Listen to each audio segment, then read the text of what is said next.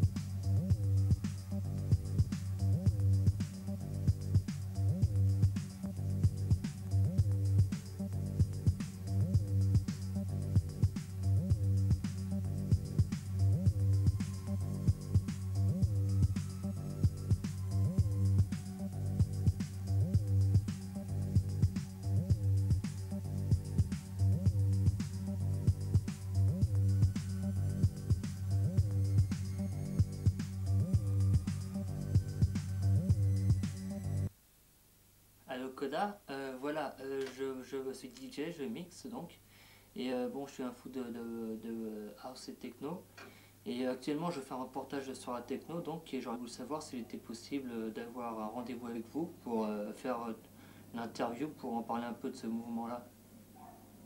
Oui, ben, aujourd'hui si vous pouvez, ouais. Ah d'accord, à Coda, ok, ouais. Le métro c'est quoi? Métro Bastille.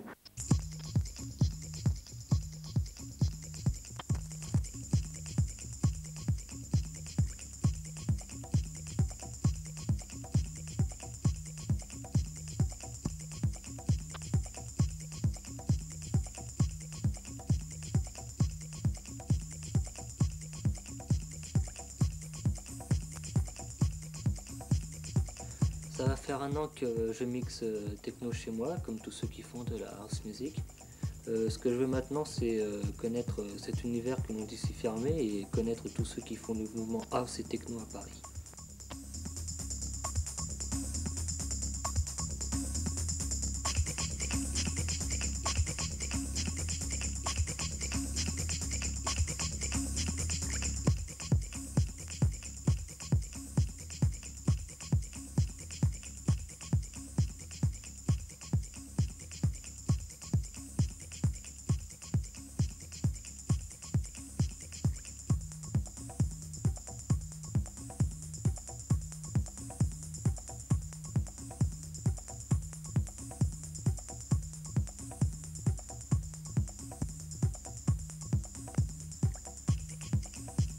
Je me suis aperçu que la Bastille était le centre du mouvement house et techno à Paris. C'est là-bas que l'on trouve la plupart des magasins de disques et la revue Coda.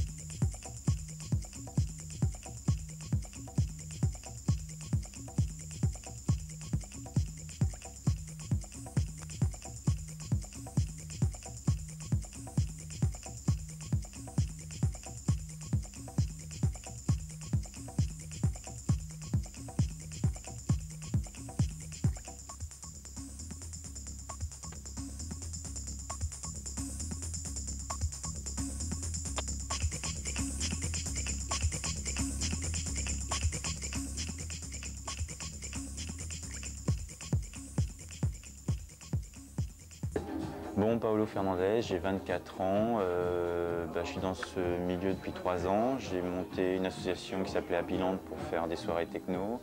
Et puis plus récemment, on a monté un magazine qui s'appelle Coda, qui a sorti 2 numéros et qu'on est en train de préparer le 3e. Qu'est-ce qui t'a amené donc dans la techno? En y allant à une première soirée. Non, parce que j'avais écouté cette musique et je trouvais que c'était intéressant. Et puis voilà, avec des amis, ils m'ont emmené à une soirée. quand la techno existe-t-elle et d'où vient-elle en France? Enfin, depuis quand elle existe en France et à l'origine, Bon, d'où en est-ce qu'elle vient? France, on va dire que depuis 4 ans, enfin, d'après ce que je crois. Et au départ, on va dire qu'elle vient d'Angleterre, où on a vu le genre de premier, le type de rassemblement qu'on a vu en France débarquer, qu'on avait débarqué en France il y a 3 ans et demi, 4 ans, sont produits avant en Angleterre. Donc on peut estimer qu'elle vient d'Angleterre, mais bon, il y a aussi des trucs à Chicago. Donc on sait pas un peu, on sait pas trop d'où elle vient, quoi, dans le sens où bon, je pense que ça a été au niveau technique une maturation qui est arrivée à plusieurs endroits, quoi. Et c'est le rassemblement de tout ça qui a permis qu'il y ait vraiment une force, quoi, que tout le monde puisse se regrouper quelque part et qui donne ce phénomène, quoi. Maintenant, il est toujours partout, comme à l'origine, je pense. Moi, je pense pas qu'on doit choisir un droit d'origine plutôt qu'un autre, quoi. Le mot rêve, bon, ben, si on va voir dans le dictionnaire anglais, c'est battre la campagne. Alors battre la campagne, ça ne veut plus rien dire. C'est pour ça que justement il faut se battre pour que ce mot rêve ne soit plus utilisé par rapport aux soirées techno en France. Parce que bon, battre la campagne, c'était ce qui était fait avant, on va dire il y a 3 ans et demi, 4 ans. Effectivement, on trouvait un entrepôt, on mettait du son, on trouvait des DJ. Et bon, on mettait un numéro de téléphone et les gens couraient pour savoir où était la soirée, quoi. Et puis bon, bah, étant donné que c'était des endroits illégaux, la police leur courait après, quoi. Donc c'est vrai qu'effectivement c'était battre la campagne. Maintenant c'est plus du tout ça, quoi. Et donc il faudrait arrêter de toujours d'utiliser ce mot rêve, quoi. Pourquoi ils ne se réservent pas du même endroit? Parce que le public est exigeant. On a un public exigeant, donc il faut à chaque fois leur amener des trucs intéressants. Donc trouver des nouveaux lieux, tout ça, et c'est ça un petit peu le but du jeu, quoi. Et c'est pour ça que ce mouvement-là, enfin, ne prend pas en discothèque, parce que c'est un endroit fixe, et les gens ont envie d'avoir des choses nouvelles, quoi. Mais bon, tout ça, ça va se tasser, quoi. Je veux dire, je pense pas que des endroits on en trouvera sans arrêt. Donc arrivé à un certain moment, je pense qu'on va refaire la boucle et en revenir à ceux qui ont été utilisés la première fois. Et ça, c'est l'évolution logique, quoi.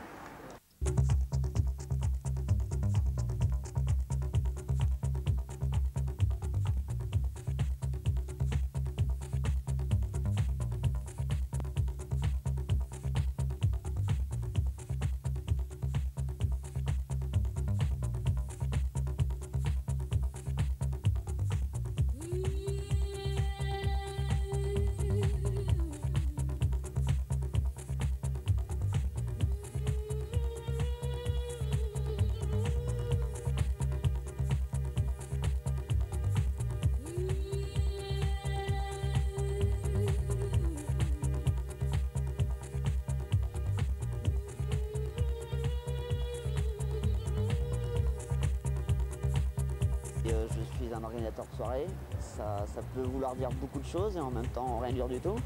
Disons que j'organise depuis le début du mouvement, si on peut appeler un mouvement rêve, exactement moi j'appelle ça plutôt un mouvement techno. Mais c'est quand même le mouvement rêve en lui-même, c'est-à-dire de soirée type comme il peut y avoir, c'est un mouvement qui a débuté à Londres. Ça se fait vraiment, maintenant je sais qu'à Londres il y a des choses incomparables par rapport à Paris, il y a des rêves de 15-30 000 personnes, des réunions, des manifestations qui sont vraiment des mouvements de foule. Parce que maintenant ça représente une culture, ça représente un mouvement tel qu'on ne peut pas passer sans l'ignorer. À Paris, ça allait beaucoup moindre. Moi, je sais que là, ça a avoisiné les 5-6 000 personnes, mais ça n'a pas la même ampleur que ça a eu, disons, en Angleterre.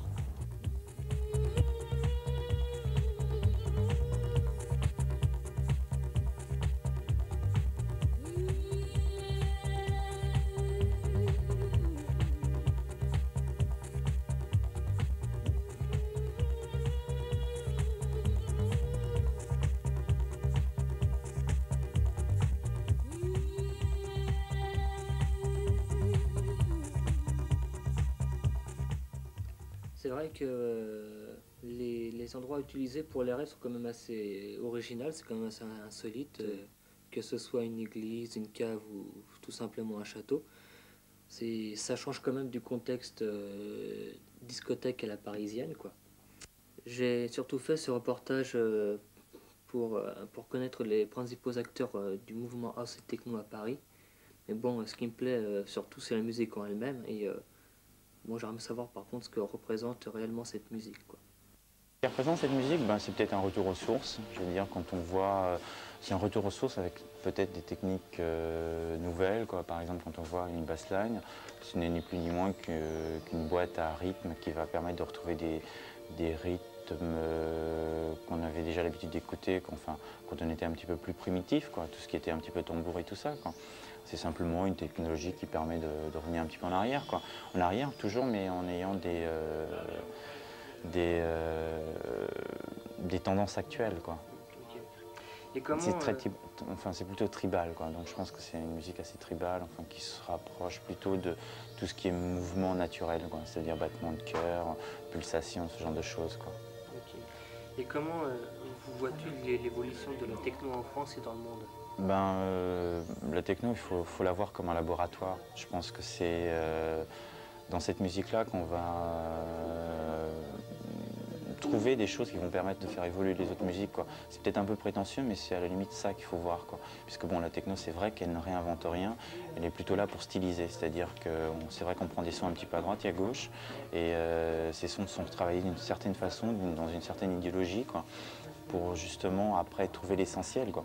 Quand je disais tout à l'heure que c'était assez primitif, c'est ça, en fin de compte, au niveau graphisme, tout devient un petit peu essentiel, quoi. Et la techno, l'évolution de la techno, c'est d'épurer un petit peu tout ça pour rester dans ce qui est vraiment évident, quoi. Ok. Et en France, y a-t-il beaucoup de DJ techno? Beaucoup de DJ? Il faudrait déjà d'abord définir la définition du DJ techno, enfin, entre guillemets, savoir si c'est quelqu'un qui va pousser des galettes ou si c'est quelqu'un qui va mixer, quoi. Donc on va estimer qu'ils sont 25, qui ont fait plus de, on va dire, 5-6 soirées, quoi. Mais des vraiment bons, on va dire qu'il y en a une dizaine, quoi, qui sont prêts, enfin, qui sont arrivés à un niveau assez bon, quoi. Enfin, assez bon, ça veut dire qu'ils sont capables de faire une musique durant une soirée et faire bouger les gens, quoi, sans qu'ils s'en lassent. Ok. Et donc, parmi ces DJ, est-ce que certains composent et arrivent à faire ensuite un maxi? Parmi les bons, ils sont très peu encore à avoir fait, quoi. Je veux dire, bon, ok, il y a Laurent Garnier, qui est quand même notre fer de lance, quoi, quelque part, puisque bon, il a sorti pas mal de choses, et puis bon, c'est vrai qu'il s'exporte un petit peu partout. Bon, et on a des gens qui arrivent après, enfin des DJ qui arrivent après derrière, qui ont fait un morceau, 2 morceaux, mais c'est assez difficile à l'heure actuelle en France. Bon, comme Olivier Le Castor, comme Guillaume La Tortue, Laurenix, Brainwasher, qui en a fait un aussi. Enfin, j'en oublie peut-être, quoi. Mais en tout cas, bon, il n'y a que Laurent Garnier qui en a fait plus d'un. Sinon, les autres DJ ont fait un morceau ou sont en train d'en préparer. Mais bon, vu actuellement ce qui se passe par rapport aux maisons de disques, c'est assez difficile qu'ils puissent faire sortir un produit, quoi. Olivier Le Castor a été le sortir chez Ciso. La Tortue, c'est une autopromo, c'est une autoproduction plutôt. Brainwasher a été le faire chez Bonsaï, qui n'est pas, ces deux labels ne sont pas français, quoi. Il n'y a que Laurent Garnier qui signe à la FNAC, qui est français, quoi. Comme Laurenix, qui a aussi signé à la FNAC, mais ils sont très peu, quoi.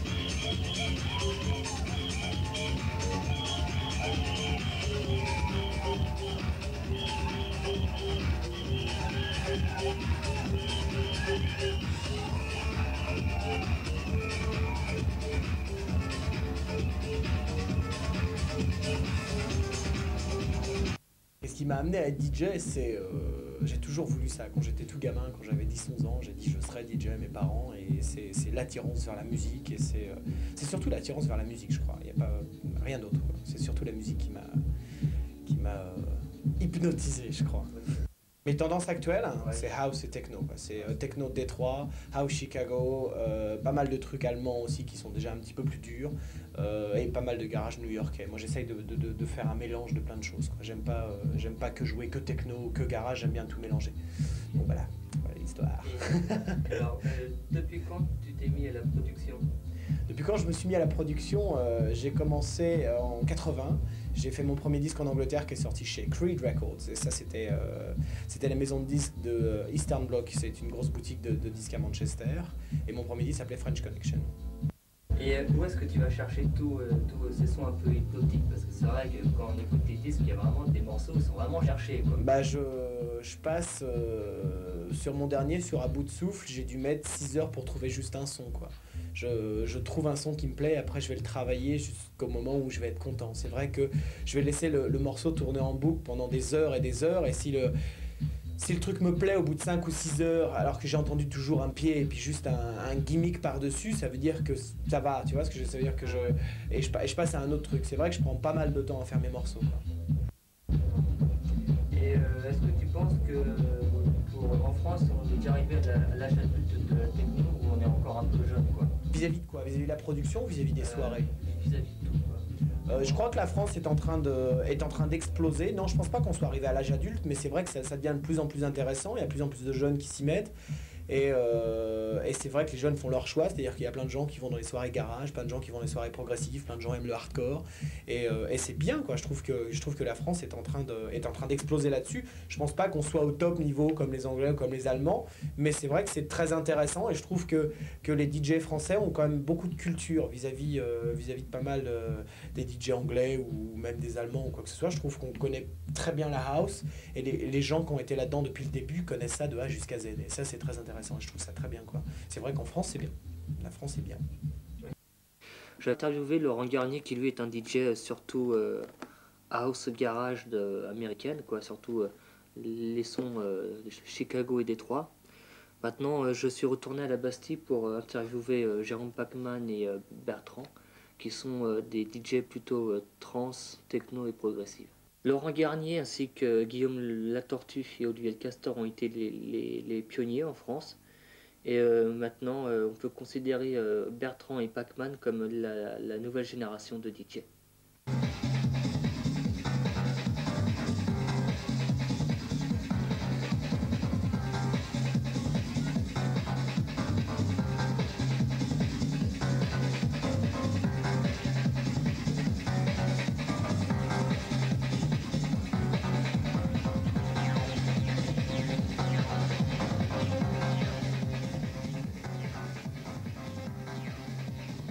Je m'appelle Bertrand, j'ai 22 ans et je suis DJ depuis 4 ans et je travaille à BPM Records. Voilà. Bonjour, Olivier, on m'appelle El Gringo, pareil, DJ, travaillant à BPM Records. Je vous salue tous. Bon, et depuis quand est-ce que vous êtes DJ? Moi ça fait 4 ans, j'ai commencé avec les premiers rêves en fait en France et j'ai débuté dans les toutes premières rêves en France. J'ai pas de tendance préférée, je déteste ce qui est hardcore, trash, tout ce qui se rapproche du heavy metal, mais j'ai un fait pour tout ce qui est techno de Détroit et trance en fait. Et qu'est-ce que vous ressentez quand vous mixez dans une rave? On essaie de donner du bonheur. C'est un mode d'expression, c'est simplement transmettre aux gens les sentiments, transmettre des émotions, transmettre un certain feeling qui est propre, puis c'est les faire s'éclater surtout.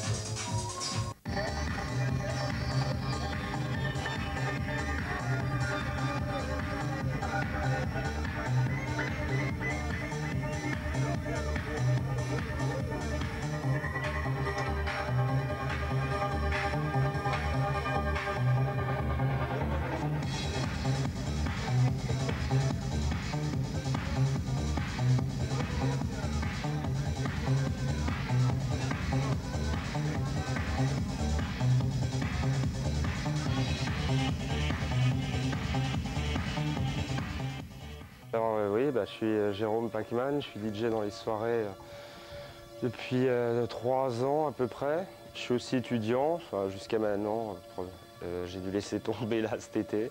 Mais bon, et puis maintenant je vais m'adonner surtout à la production musicale aussi. Voilà. Qu'est-ce qui t'a amené à être DJ? La fête et la fête. Parce qu'avec le temps ça a évolué. Ah oui, ça suit l'évolution du son. Le son fait avancer les DJ font avancer le son, je dirais, donc ça va très vite en fait quand même. Et quelle technique utilises-tu dans tes mix?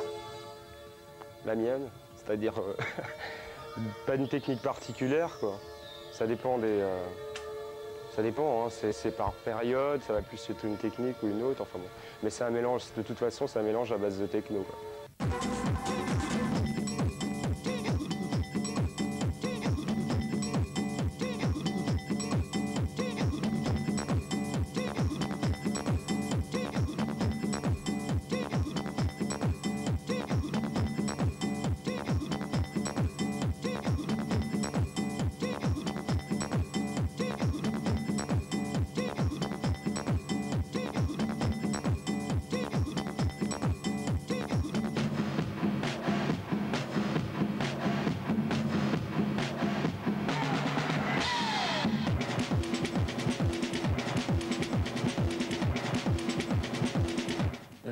En France, on critique souvent la techno anglaise. On a tendance à dire que c'est une musique qui est quelque peu dépassée.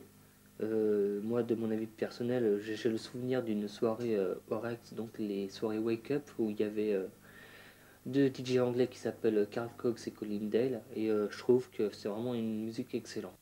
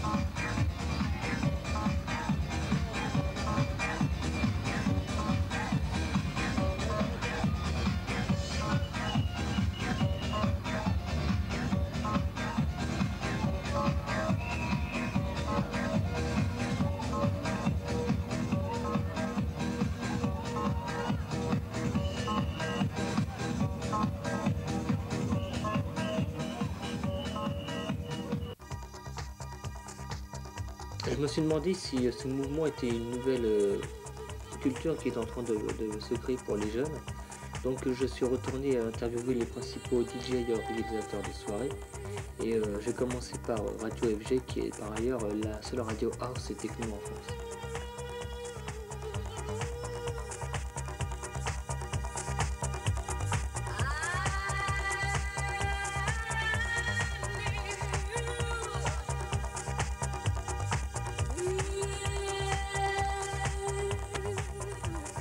FG 98.2.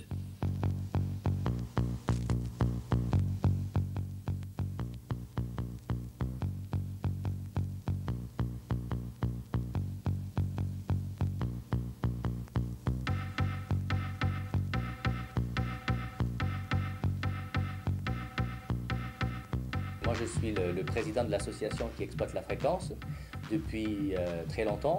Et j'ai pris à main, j'ai été élu président en 1991. Et la radio à l'époque n'était pas d'ailleurs une radio techno, c'était une radio assez généraliste sur un format parisien et musical. Et avec quelques amis, nous avons cherché à donner un nouveau souffle à cette radio.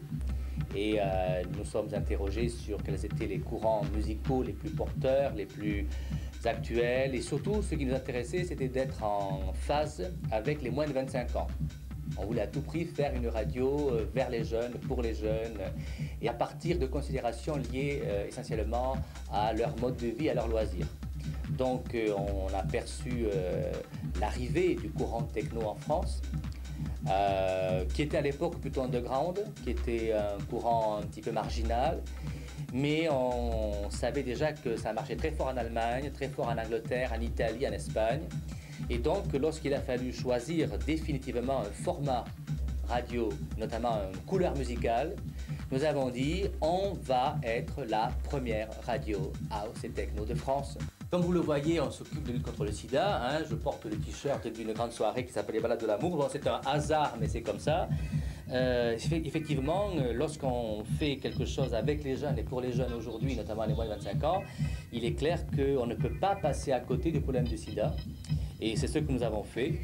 Et nous avons choisi de construire à travers la radio toute une couleur musicale et tout un accompagnement de l'information sur le sida. Et on pense que la musique est un bon vecteur de communication, c'est un bon vecteur de solidarité, mais aussi pour avoir envie d'être ensemble. Donc on soutient cette musique. Voilà.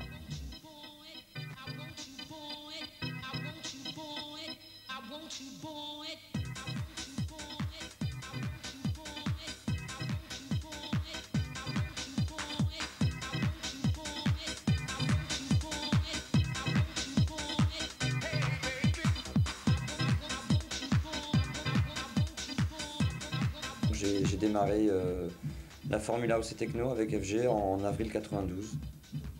Bon, j'ai été animateur pendant un an, de la tranche 12h-15h, et puis là, depuis la rentrée, je suis et coloriste d'antenne, et entre 17h et 19h30, je m'occupe de l'Happy Hour, qui est un magazine de mix en première partie, et en deuxième partie, un magazine concernant toute la House Nation, avec infos sur les soirées clubs, les raves, la présentation de DJ, de journaux consacrés à la techno, enfin tout ce qui est mouvement house, tout ce qui tourne autour de ce mouvement, on essaie de l'exploiter en radio le soir. Moi je bouge beaucoup en Allemagne, en Angleterre, en Italie, et la house, cette musique de dance à la base est vraiment beaucoup plus présente. C'est un mouvement de société en Angleterre comme en Italie, comme en Allemagne, quoi. Je veux dire, dans la rue, à la télé, c'est de la dance, c'est de la house, alors qu'en France c'est encore du commercial, et des grosses radios comme Énergie et compagnie vous bassinent depuis 10 ans avec la même soupe, donc je pense qu'il y avait un créneau à prendre. Il y a des radios rock, il y a des radios classiques, il y a des radios info. Pourquoi pas faire une radio à part entière sur la house et la techno, parce qu'il y a créneau à prendre et il y a matière, puisqu'il y a la production est énorme, quoi. Moi qui sors beaucoup en club et en rave et tout ça, je veux dire, le public s'élargit énormément, quoi. Je veux dire, là, depuis septembre, il y a encore un... Je veux dire, je pense qu'à Paris, on arrive à générer et à faire sortir entre 8 et 10 000 personnes par week-end, quoi. C'était 3 000 il y a 2 ans. Bon, tous les ans, je pense qu'on arrive à convertir 2 000 3 000 personnes, quoi. Enfin, il y a les gens qui s'avouent, qui s'affichent dans les rêves, et puis il y en a d'autres qui écoutent FG, mais qui le disent pas forcément, parce qu'FG, bon, c'était fréquence gay, bon... Dans des milieux, ça fait pas bien de dire qu'on écoute FG, parce que tout de suite, t'es catalogué PD, tout ça, bon, c'est... Ouvertement, on a à peu près 90 000 auditeurs. Mais je pense qu'on en a un peu plus, mais qui avouent pas forcément écouter FG. Ils l'écoutent chez eux en cachette, mais bon voilà, quoi. C'est le problème des radios, enfin, entre guillemets, minoritaires, quoi. Dans cette musique, y aurait-il un message? Un message.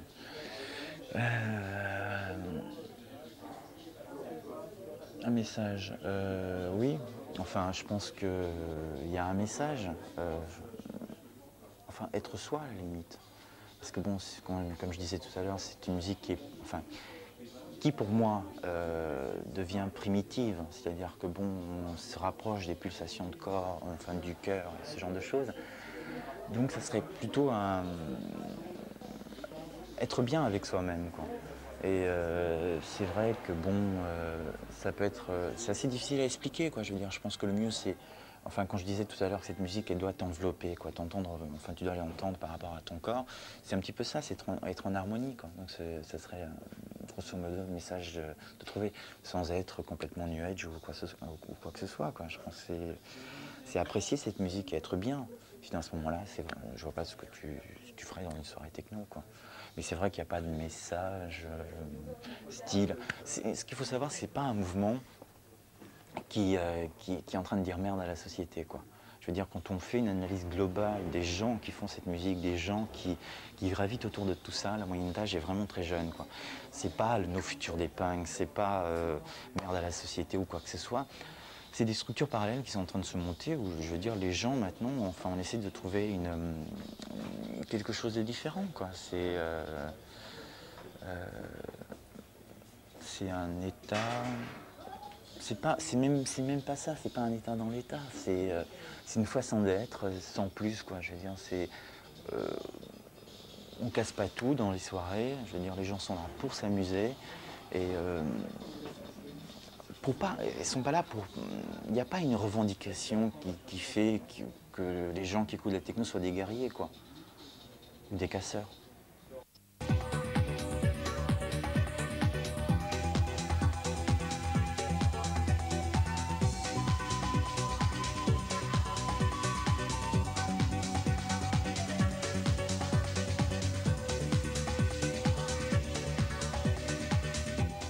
Souvent on rapproche le mouvement techno du mouvement des années 70, l'esprit peace and love, le retour. C'est vrai que c'est l'unité, c'est un retour aux sources.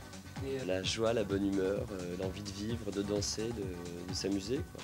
Mais c'est un mouvement, quoi. C'est pas une mode à mon avis, c'est un mouvement, c'est la musique, c'est une façon de s'habiller, une façon de s'exprimer, de vivre avec les gens, quoi. C'est vraiment une unité, je trouve, un mouvement, quoi.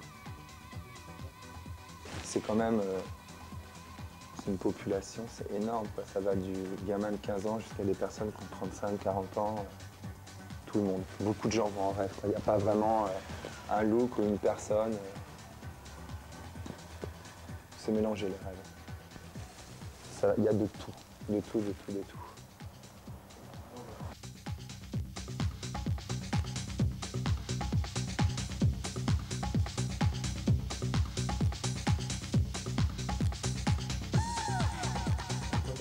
C'est vrai que la presse n'y connaît rien, donc la presse raconte que des conneries vis-à-vis de la techno. Ça c'est vrai, mais non, c'est pas marginalisé. C'est vrai que maintenant, maintenant il y a plus le top 50, mais il y a eu pas mal de titres techno qui étaient à la rigueur franchement underground. Tu prends l'exemple de French Kiss de Lil Louis, c'était quand même un titre, il n'y avait pas de paroles, c'était hyper minimaliste et c'est un titre qui arrivait au numéro 1. C'est-à-dire que c'est quand même accepté maintenant par tout le monde. Il y a des fringues techno, les gens s'habillent techno, ils regardent des vidéos techno, il y a des émissions, il y a des radios techno, il y a des fanzines. C'est plus un mouvement underground, quoi. Et c'est vrai que maintenant c'est complètement accepté. Enfin pour moi c'est accepté par tout le monde. Il y a plein de gens qui n'y connaissent rien et qui ont envie d'apprendre là-dessus. Moi j'ai fait plein d'interviews avec plein de radios qui n'y connaissent rien et tout, mais c'est des gens qui ont envie d'apprendre. Et c'est vrai que c'est un milieu maintenant comme le rock, c'est normal, quoi. C'est normal. C'est encore une soupape de sécurité, quoi. Je veux dire, c'est-à-dire que bon, la techno va toucher toutes sortes de milieux, quoi. Des gens qui sont au chômage, des gens qui ont des problèmes, des gens... on va pas non plus récupérer tous les problèmes de la Terre dans la techno, hein. Faut pas arriver à des extrêmes comme ça, quoi.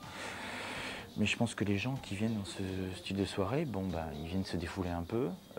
Donc ça place dans une culture sociale avec tous les problèmes qu'on connaît à l'heure actuelle. C'est un défouloir, enfin une soupape, quoi, tout simplement, quoi. C'est comme une soupape que les gens qui viennent réagissent différemment, quoi. Encore une fois, c'est pas des gens qui sont là pour tout casser. C'est pas même si elle est là pour freiner, enfin pour être une sortie de secours entre guillemets, quoi. Bon, sortie de secours, ça veut dire qu'on va aller ailleurs, mais c'est pas dans ce genre de soirée, il n'y a pas une réaction, encore une fois, qui va contre la société. Et peut-être que est là la différence de la techno. Par rapport au rap, quand on voit des trucs de Public Enemy, je veux dire, ou quand tu vois les films de Spike Lee, je pense pas qu'un jour on fera un film sur la techno avec ce genre de termes, de ce genre de problématiques. Parce que c'est pas du tout la techno, c'est pas du tout ça, quoi. Nous, ça serait plutôt... c'est peut-être pas ça, mais on se rapprocherait de ça, ça serait plutôt l'état de l'être, quoi, de la personne, quoi. C'est vrai que c'est un milieu high-tech, quoi. C'est vrai que tout ce qui est nouveau, puisque la base même de cette musique, c'est des innovations technologiques, quoi. Mais quelque part dans tout ça, c'est peut-être pour retrouver l'homme.